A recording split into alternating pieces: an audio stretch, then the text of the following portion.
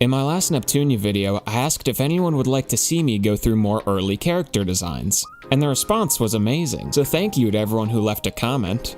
Now, this isn't going to be a simple flip through of some of the art books, because I think that'd be both overly long and kinda boring. Instead, I'm going to look through some of the main cast one at a time, pointing out connections and particular details that I find interesting or noteworthy. To start, the 4 main CPUs saw a huge amount of color palette experimentation, far more than any side or maker characters like Kappa, Iffy, etc. Neptune is the most prominent culprit of this, as she went through a lot, and I mean a lot, of different variations in both color and general design. In one version of Neptune, we can see that she has RCA cables used for ties on her dress. They were then swapped out for HDMI cables before the idea was scrapped altogether. You can also see other pieces of tech on these early designs, like these robot ear thingies, some metal pieces, and glowy lights in a version that character designer Suniko calls Robot-Made Neptune. As a general theme, it seems that a lot of these early versions of the characters had more of a sci-fi look to them, with more technology incorporated into their outfits. Oh hey look, it's adult Neptune. In a book from 2011, 4 years before she even appeared in a game. I like to think that Suniko shoved this drawing in a drawer somewhere and found it 4 years later like, oh dude, tight, new character. Compared to regular Neptune, it seems that her HDD form was almost easy to make. The first couple of designs were practically littered with the techie stuff that I was talking about, but it looks like their original idea was also to have her HDD form be not all that different from her normal one. You can see that her face, hair, and proportions were all pretty similar to regular Neptune. It's definitely a lot cuter, but also not quite what I think of when Purple Heart comes to mind. I find this design to look strangely like Noir in terms of both outfit and features. Once they added some color and a slightly different looking costume, they were starting to look pretty good. I think I actually prefer this Purple Heart to the one that we got. The colors look great. Though, right before the pre-final draft, they totally went in the wrong direction and created this, which is funny enough the worst Neptune of them all in my opinion. A bit of context is needed for this next point. Neptunia was initially a different game about 3 princesses and a player-controlled protagonist. That was before the project was scrapped and rewritten. The 3 princesses were Vert, Noir, and Blonde.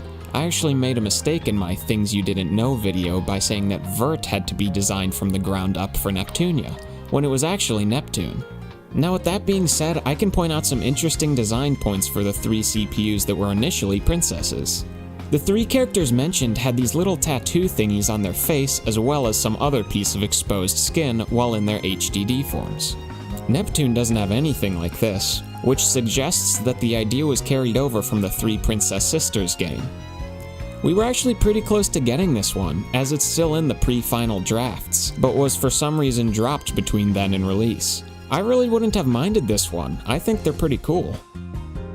Another thing relating to everyone's HDD forms is that in even the pre-final drafts for the original CPU cast, no one had the PC power button thingy in their eyes.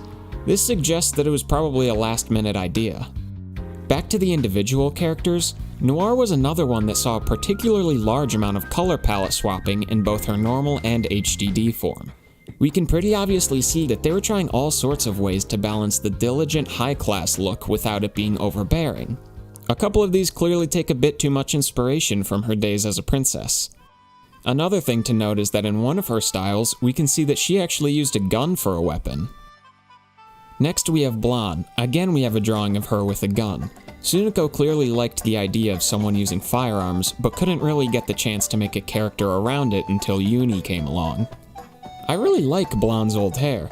I think it's unique and gives her an easily distinguishable silhouette, which is always a positive in designing recognizable characters. It looks like the intention here was to have her hair grow when she goes HDD, as all her human form sketches show her with the hair we recognize. I think it's a bit funny that her pre-final draft looks so different from what we have now. There's actually a fully complete version of this pre-final draft in the original PS3 game's files called MP Test Girl. It looks like Vert had a pretty tame creation process. She seems to be the least different from her original draft out of the 4 original CPUs, and there's nothing particularly noteworthy about these early sketches. Or is there? Yeah, there isn't. Sorry, Vert fans. I'm not really sure what else to say about her, so here's a couple more drafts.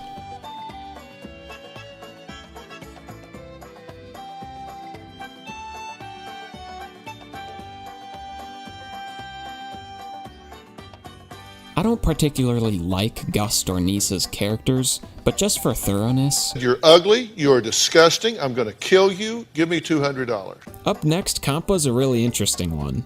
She originally wore what looks like a more futuristic set of scrubs. Overall, they went through a lot of experimentation in finding what medical wear would be fitting for her.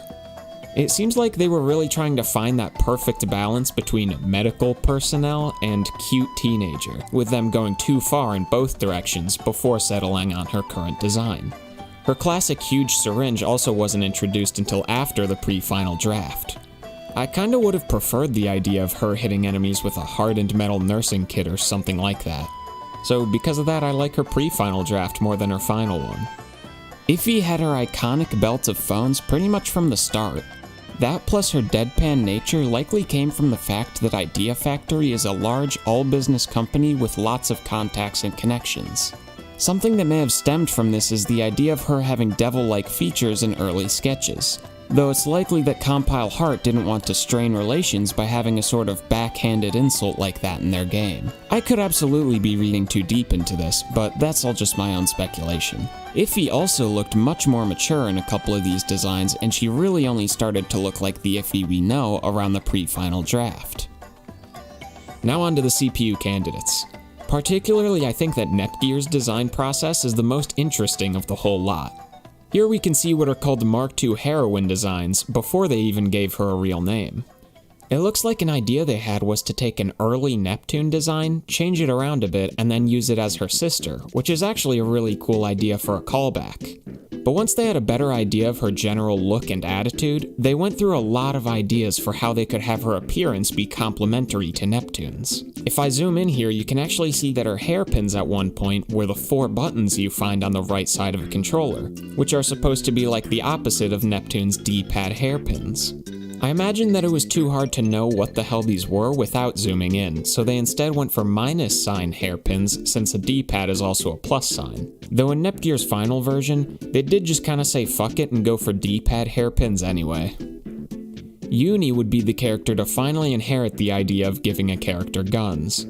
Something right off the bat to note is that her hair would normally be white and then black in HDD form, which is the opposite of her sister, though they did scrap this idea.